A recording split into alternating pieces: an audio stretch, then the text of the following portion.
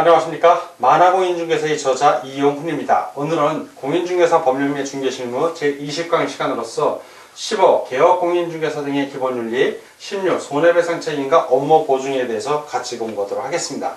먼저 15. 개업공인중개사 등의 기본윤리가 무엇이 있는지 하나씩 살펴보겠습니다. 첫 번째, 개업공인중개사 등은 전문 직업인으로서의 품위유지 등의 의무가 있습니다. 자, 품위유지. 이 전문 직업인 품위 유지 의무 참 중요합니다. 여러분들 선배들은 중개업법 시절에 선배들은 업자라는 말을 들어왔습니다. 중개업자. 참 비하된 말입니다. 그게.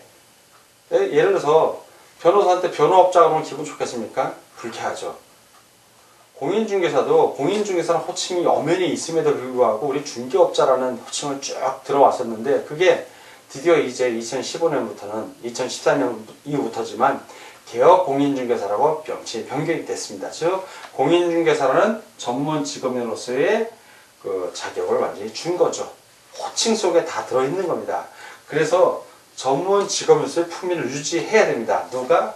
전문 직업인이니까 개업 공인중개사하고 소속 공인중개사가 해당이 되는 겁니다. 이 사람들은 전문 직업인으로서의 품위를 유지하고 신의와 성실로서 공정하게 중개 행위를 해야 됩니다. 중개 의뢰인이 둘이 있잖아요.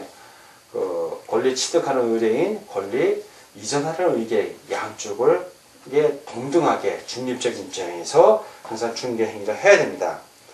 두 번째는 품위 유지 의무가 있었고 첫 번째, 두 번째 선량한 관리자로서의 주의입니다. 선관자라고 그러죠. 선량한 관리자로서의 주의 의무. 이것은 판례로서 인정이 된 겁니다. 항상 선량한 관리자로서 주의할 의무가 있고요. 세 번째는 법의 이쪽 공인중개사법의 비밀 준수예요. 비밀 준수 의무. 뭐냐하면 개업공인중개사 등입니다. 등. 즉 중개업에 있는 개업공인중개사, 소속공인중개사, 중개보조원, 법인의 사원, 임원 다 포함이 돼요. 개업공인중개사 등은 직무상 알게 된 비밀을 누설해서 된다? 안 됩니다. 절대 안 되는 거예요. 그 직을 떠난 후에도 또한 같다. 즉 비밀을 끝까지 유지하는 얘기입니다. 근데 예외적으로 다른 법률에 특별히 규정이 되어 있는 경우 소송법상의 증언 의무라든가 이런 경우에는 제외가 돼서 비밀을 누설이 아니라 증언하는 거죠. 그리고 또한 본인이 승낙한 경우에도 성질상 제외가 됩니다.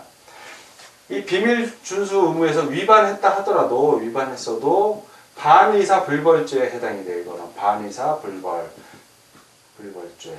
의사에 반하여 죄를 범죄로 보지 아니한다 이 얘기인데 이 비밀 준수 의무를 위반하면 1년 이하의 징역 또는 1천만 원 이하의 벌금에 처해집니다. 그러나 그 피해자가 처벌을 원치 않는 의사를 밝히면 처벌할 수 없습니다. 즉 피해자에게 합의를 해서 그에게 적정한 보상을 해주라 그런 의도가 있는 법입니다. 이게 네 번째는 손해배상 책임이에요. 손해배상 책임.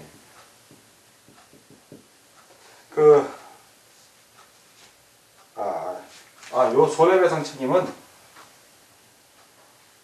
다시 보겠습니다. 손해배상 책임은 비밀 준수 의무를 위반하여 중개 의뢰인에게 재산상 손해를 끼친 경우에 그때 그 손해에 대한 배상을 하는 겁니다. 자, 이 비밀 준수 의무 중요합니다. 그래서 비밀 준수 의무를 위반해서 재산상 손해를 중개 의뢰인에게 끼치면 그에 대하여 손해배상 책임을 해야 되는 겁니다. 자, 개업공인중개사의 기본 윤리에 대한 건 이렇게 살펴보고 다음은 16. 손해배상 책임과 업무 보증에 대해서 같이 공부하도록 하겠습니다. 자, 이번에는 손해배상 책임과 업무 보증 1. 손해배상 책임의 성립과 업무 보증에 대해서 같이 알아보도록 하겠습니다.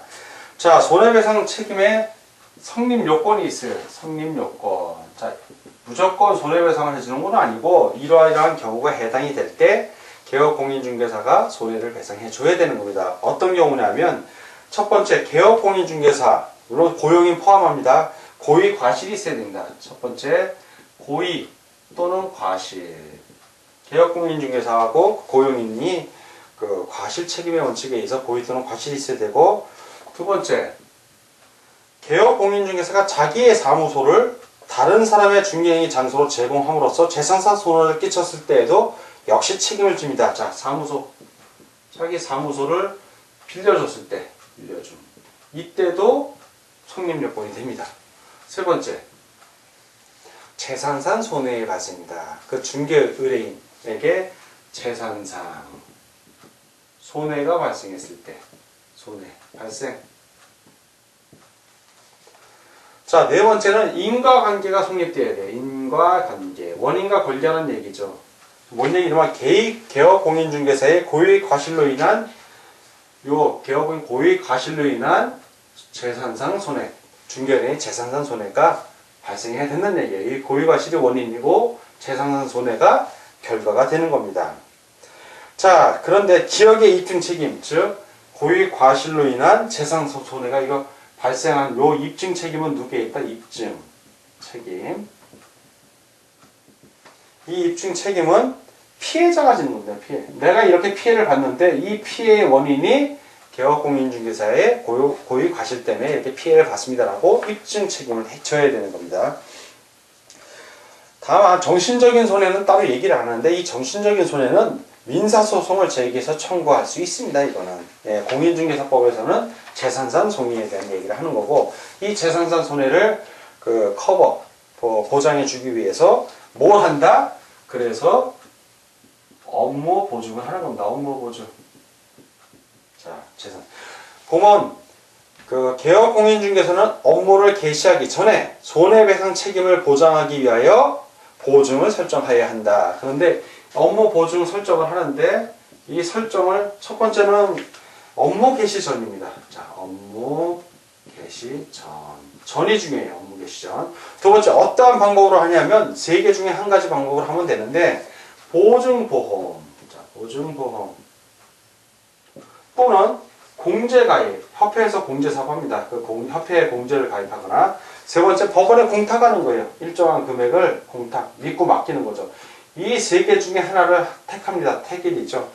하나를 선택해서 보증을 설정하면 되는 겁니다. 자, 그러면 이번엔 보증 설정 금액입니다. 보증 설정 금액이 얼마인지, 자, 보증 설정 금액은 하나씩 보겠습니다. 첫 번째, 법인이 있어요. 자, 법인인 개업공인중개사. 자, 법인인 개업공인중개사. 법인인 개업공인중개사는 2억 원 이상입니다. 2억 원 이상. 그러니까 2억 원, 3억 원 상관없어요. 금액 2억 원 미만만 아니면 되는 겁니다. 2억 원 이상을 설정해야 되고, 다만 법인인 경우에 분사무소. 자, 분사무소는 그 분사무소마다 얼마 이상? 1억 원 이상을 보증을 설정하면 됩니다. 보험 가입하거나 공제를 가입하거나 공탁을 하면 되는 거예요. 자, 두 번째. 법인이 아닌 개업공인중개사, 즉 공인중개사인 개업공인중개사나 부측에서 인정한 개업공인중개사, 즉 중개인을 말합니다. 이런 사람들, 이런 개업공인중개사는 1억 원 이상입니다. 1억 원 이상. 자, 1억 원 이상. 아까 법인은 2억, 분사무소 1억, 법인이 아닌 개업공인중개사 1억 원입니다. 자, 세 번째. 지역 농협이 있죠. 지역 농업 협동조합. 자, 지역 농협. 지역 농협 협동조합은 1천만 원 이상의 보증을 설정하면 됩니다. 1천만 원 이상. 자, 증빙 서류를 역시 등록관청에 신고해야 합니다. 자, 이렇게 보증 금액을 알아봤고, 다음은 보증 설정 신고와 보증의 변경입니다. 보증 설정 신고는 어떻게 하냐면 되면 개업공인중개사가 등록관청으로부터 이제 중개사무소 개설 등록 통지를 받습니다. 처음에 개설 등록하는 과정이 있어서. 그러면 업무를 시작하기 전에, 아까 말한 대로 업무 개시 전, 업무를 시작하기 전에 보증을 설정하면 됩니다. 그리고 보증 설정한 다음에 그 증빙 서류, 보증보험 사본이라든가 아니면 공제증서 사본 또는 공탁증서 사본을 갖고 등록관청에 신고를 하면 되고, 다만 이 보증기간, 보증보험이라든가 공제 가입받은 협회라든가 공인중개사 협회입니다. 그럼 보증기관이 보증사실을 등록관청에 직접 통지해 줍니다. 이 사람이 우리 보증보험에 가입했습니다. 또는 협회가 등록관청에 이 사람이 공제에 가입했습니다. 그 통지를 다 해줘요. 통지를 직접 통보를 해주면 신고 생략이 가능합니다. 실무에서 보면 대부분 협회 공제에 가입합니다. 다 공제에 가입하면 협회에서 등록 과정에 통지를 하기 때문에 따로 내가 업무 보증을 했다라고 신고를 안 해도 됩니다. 실무에서는. 자, 그리고 보증이 변경되는 경우가 있잖아요. 업무 보증이 변경되는 거. 무슨 얘기냐면 기존 보증의 효력이 있는 기간 중에 다른 보증을 설정하고 그 증빙 서류를 갖추어 이제 등록까지 신고를 하면 되는 겁니다. 업무 보증을 변경하는 거죠. 뭐 보증보험에 있다가 공제로 간다든가, 공제에 있다가 보증보험으로 간다든가, 공탁으로 간다든가. 여기서 여러분들이 알아둘 거는 이 공탁은 사실 사무로 되어 있어요. 그러니까 예를 들어서 협회 공제에 가입을 하면 몇십만 원 내면 됩니다. 몇십만 원. 그런데 공탁은 법인이 아닌 공인중개사인 개업공인중개사가 1억 원을 보증 설정하려면 공탁 1억을 내야 돼요. 여러분들 개업공인중개사가 무슨 돈이 있어 1억을 공탁을 냅니까? 못 내요. 그러니까 거의 이거는 사문화된 법이라고 보면 돼요. 물론 우리 법 규정이 있으니까 공부는 하지만 공탁 관련해서는 거의 없다고 봅니다. 그렇지만 시험 문제 나오니까 알아야 됩니다. 자, 보증기간 만료에 따른 보증 재설정. 자, 보증기간이 있어야 다. 1년이면 1년, 2년이면 대부분 1년입니다. 1년 보증기간이 있으면 기간이 만료가 될 거 아니에요. 1년이 다 지나가면 어떻게 할 것인가. 그때는 해당 보증기간 만료일까지 다시 보증을 설정하고 그 증빙서류를 갖추어서 등록관청에 신고하면 됩니다. 이때도 협회에 공제 가입을 하면 협회가 대신 직접 통지를 해줘요. 그럼 따로 내가 등록관청에 신고하지 않아도 됩니다. 다음 보장사항 설명입니다. 이거는 중개 완성돼서 보장사항 설명하거나 관계증서를 교부해야 되는데 그거에 대해서 이제 같이 알아보도록 하겠습니다. 자, 이번에는 보장사항의 설명입니다. 보장사항은 언제 설명을 하면 중개가 완성됐을 때 보장사항을 설명을 해주고 관계증서사본을 교부를 하는데 개업공인중개사는 중개가 완성된 때에는 자, 이 보장사항 설명 언제 한다? 중개 완성 때. 자, 중개가 완성됐을 때예요. 즉 거래계약서 작성할 때란 얘기입니다. 중개가 완성된 때에는 거래 당사자에게 손해배상 책임의 보장에 관한 다음의 사항을 설명하고 관계증서 사본을 교부하거나 관계증서에 관한 전자문서를 제공하여야 한다. 어떤 거 설명을 하냐? 첫째, 보장과 관련해서 보장금액. 자, 개업 법인인 경우에 중개법인 2억 원 이상이었고 일반 공인중개사인 개업공인중개사는 1억 원 이상이라고 했습니다. 그 금액을 얘기하는 거예요. 두 번째, 보증보험회사 공제사자 공탁기간 및 그 소재지, 보증기간하고 소재지. 자, 세 번째는 보장기간이에요. 기간. 언제까지 이 중개 업무와 관련해서 손해가 발생하면 여기서 보증을 해줍니다. 라는 걸 설명을 하는 겁니다. 자, 그래서 일반적으로 중개가 완성되면 개업공인중개사가 작성할 서류가 첫 번째, 거래계약서 써야죠. 두 번째, 확인설명서 씁니다.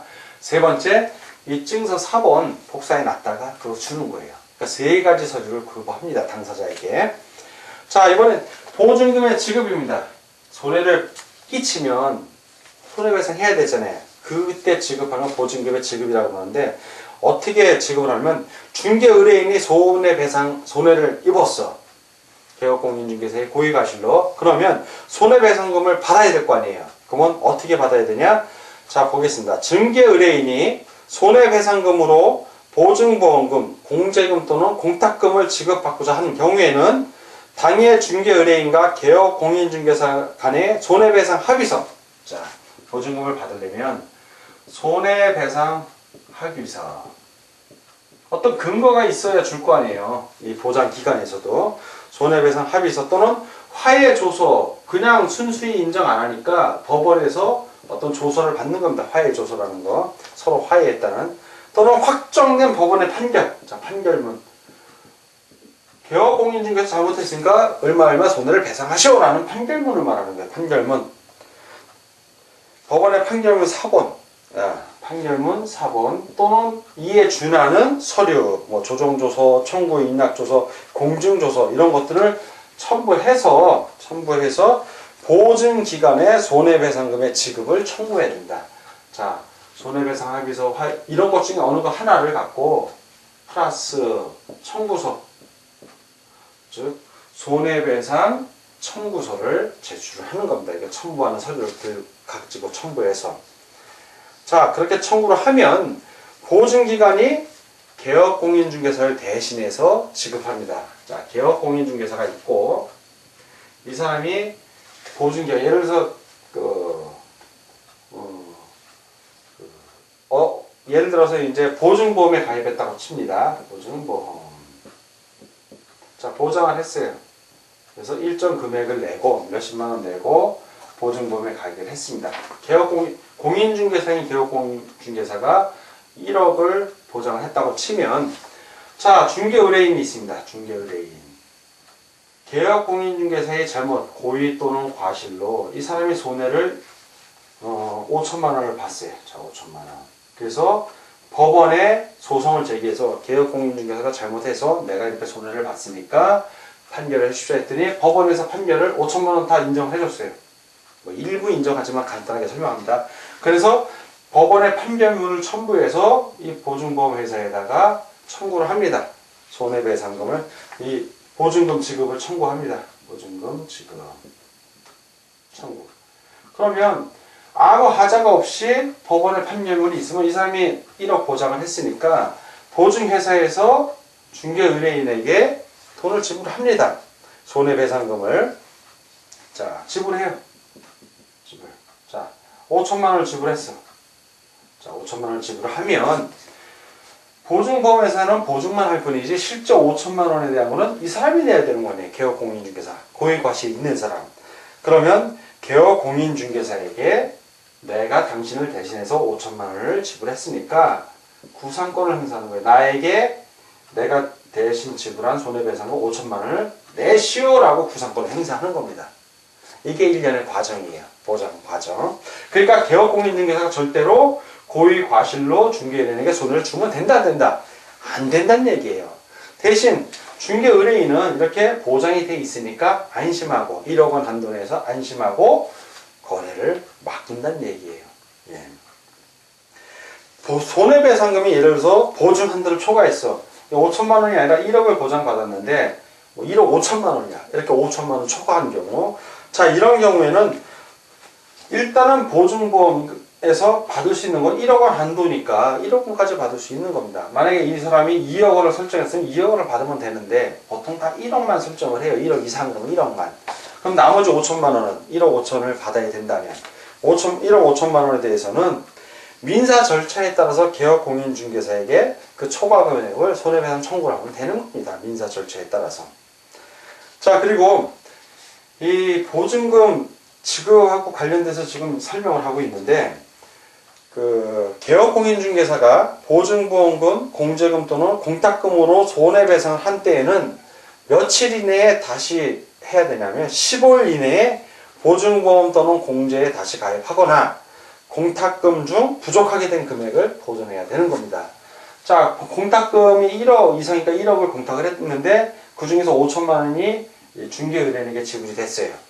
그러면 나머지 5천 모자란 거는 15일 이내에 그 손해배상을 한 때부터 15일 이내에 그 공탁금 마저 메꿔야 되죠. 그래서 공탁은 거의 사문화됐다고 아까 설명을 좀 드렸습니다. 그래도 15일 이내에 공탁금을 메꿔야 된다는 건 알고 있어야 돼요. 문제내기 딱 좋으니까. 자, 공탁금은 개업공인중개사가 폐업 또는 사망한 날부터 몇 년 이내? 3년 이내에는 이를 회수할 수 없습니다. 왜? 3년 이내에 사고가 발생해서 누군가 손해배상을 청구할 것을 대비하기 때문에 이런 규정이 들어간 겁니다. 자, 마지막으로 위반시 제재입니다. 그 업무보증 규정을 위반했을 때 행정처분은 임의적 등록 취소 사유에 해당돼서 등록이 취소될 수 있고, 행정질서별로는 보증관계증서 사본을 미교부, 교부를 하지 않았을 때는 100만 원 이하의 과태료에 처해질 수 있습니다. 자, 오늘은 공인중개사 법령의 중개실무 제20강 시간이었었고, 15 개업 공인중개사 등의 기본윤리와 16 손해배상 책임과 업무보증에 대해서 같이 공부하였습니다. 자, 오늘 공부하느라고 수고 많으셨습니다. 다음 시간에 뵙겠습니다. 감사합니다.